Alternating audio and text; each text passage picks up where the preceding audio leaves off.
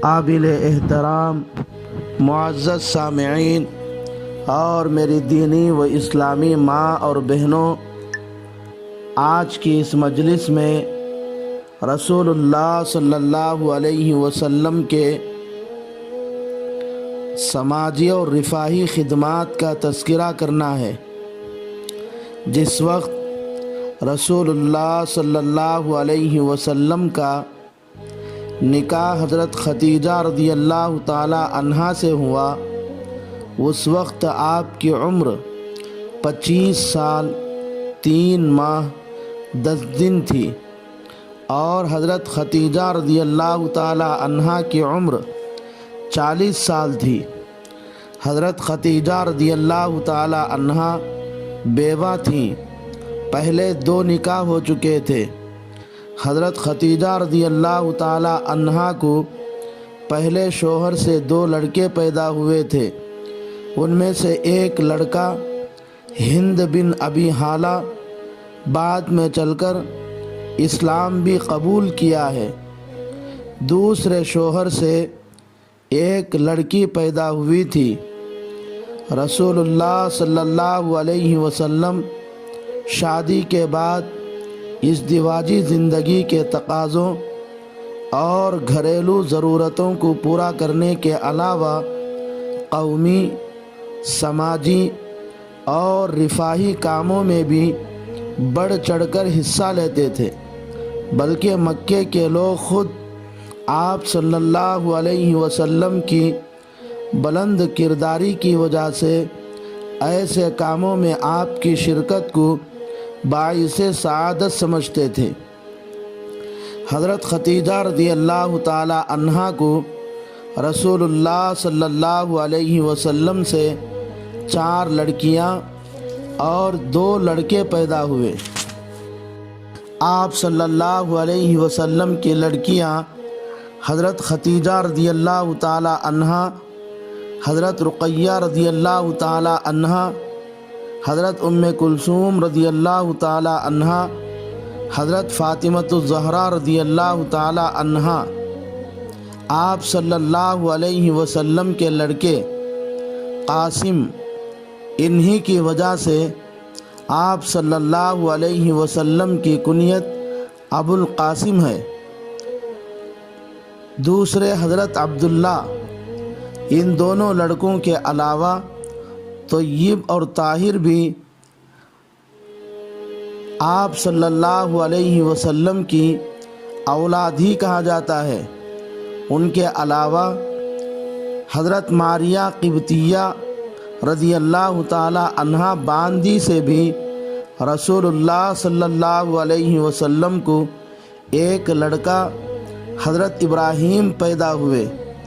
جب رسول اللہ صلی اللہ علیہ وسلم کی عمر 35 سال کی ہوئی تو مکہ والوں نے کعبۃ اللہ کو ازسر نو تعمیر کرنے کا ارادہ کر لیا، کیونکہ کعبہ کی تعمیر مختلف وجوہات کی بنا پر نہایت ضروری ہو گئی تھی۔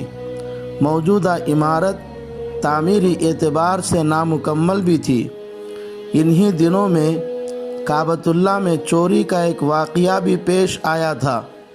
اسی زمانے میں ایک خاتون کے کعبے کے غلاف میں دھونی دیتے ہوئے غفلت سے آگ لگ گئی تھی۔ دوسری طرف من جانب اللہ لکڑیوں سے لدی ہوئی ایک کشتی ہوا کے زور سے جدہ کے ساحل سے ٹکرا گئی تھی۔ قریش نے موقع کو غنیمت جان کر کعبۃ اللہ کی تعمیر کے لیے ان لکڑیوں کو خرید لیا۔ اسی کشتی میں ایک ماہر معمار بھی موجود تھا۔ قریش نے اسے بھی کام پر آمادہ کر لیا۔ یہ تمام اسباب مہیا ہو گئے، مگر یہ تشویش باقی رہ گئی کہ آیا ہمارا یہ کام کعبۃ اللہ کی ازسر نو تعمیر کرانا اللہ کو پسند ہے یا نہیں ہے؟ کچھ سوچ بچار کے بعد آپس کے مشورے سے تعمیر جدید کا فیصلہ کر لیا گیا۔ کعبۃ اللہ کی تعمیر سے پہلے موجودہ عمارت کو شہید کرنا ضروری تھا۔ قریش تو کعبہ کا بہت احترام کرتے تھے اور اس کی توہین سے ڈرتے تھے۔ ان کو یہ ڈر تھا کہ کہیں کعبہ کو منہدم کرنے سے کوئی بلا اور مصیبت تو نہ آ جائے، اس لیے وہ لوگ بہت احتیاط سے کام لیے۔ سب سے پہلے تمام لوگوں کو متفق اور متحد کر لیا۔ اس کے بعد اعلان کیا کہ کعبۃ اللہ کی تعمیر میں حلال اور پاکیزہ مال ہی لگایا جائے، سود کا، ظلم کا، جوے کا، بلکہ مشکوک مال بھی کعبۃ اللہ کی تعمیر میں نہ لگایا جائے۔ اس کے بعد ایک شخص کے ذریعے کعبۃ اللہ کا ایک حصہ گرا کر ایک رات کا انتظار کیا گیا۔ اس کے بعد جب کام شروع کرنے لگے تو انہوں نے دیکھا کہ کعبۃ اللہ میں ایک کنواں تھا، اس میں سے ایک اژدہا باہر آیا ہے اور لوگوں کی طرف دیکھ کر خوفناک آواز نکالنے لگا۔ ولید بن مغیرہ نے کہا، ڈرو نہیں، کیونکہ ہم لوگ تو اچھا کام ہی کر رہے ہیں، اس لیے اللہ تعالی ہماری مدد کرے گا۔ وہ تمام لوگ مقام ابراہیم کے پاس اللہ سے اس اژدہے سے نجات کے لیے خوب دعائیں مانگنے لگے۔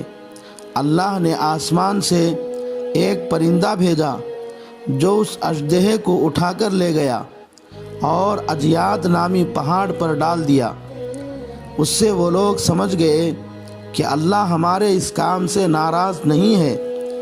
رسول اللہ صلی اللہ علیہ وسلم بھی اس کار خیر میں بھرپور حصہ لیا، خود اپنے کندھوں پر پتھر ڈھو ڈھو کر لاتے اور معماروں کو دیتے تھے۔ کعبۃ اللہ کی تعمیر کے درمیان حجر اسود کا واقعہ پیش آیا، یعنی جب حجر اسود اٹھا کر اس کی جگہ رکھنے کا موقع آیا تو یہ شرف حاصل کرنے کے بارے میں قریش کے خاندانوں میں اختلاف ہو گیا۔ ہر خاندان یہ چاہتا تھا کہ حجر اسود کو اٹھا کر اس کی جگہ رکھنے کا شرف مجھ ہی کو حاصل ہو۔ آخر ولید نے ایک تدبیر نکالی اور کہا کہ حرم محترم میں باب بنو شیبہ سے جو شخص سب سے پہلے داخل ہو اس کو حکم تسلیم کر کے اس کے فیصلے کے مطابق عمل کر لیا جائے۔ ولید کے اس مشورے سے سب نے اتفاق کر لیا اور انتظار کرنے لگے۔ اگلے دن سب سے پہلے اس دروازے سے داخل ہونے والے رسول اللہ صلی اللہ علیہ وسلم ہی تھے۔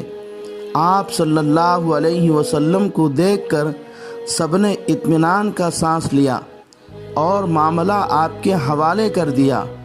آپ صلی اللہ علیہ وسلم نے ایک چادر منگوائی اور اس چادر پر اپنے مبارک ہاتھوں سے حجر اسود اٹھا کر رکھ دیا اور حکم دیا کہ تمام قبیلوں کے نمائندے اس چادر کو اٹھائے۔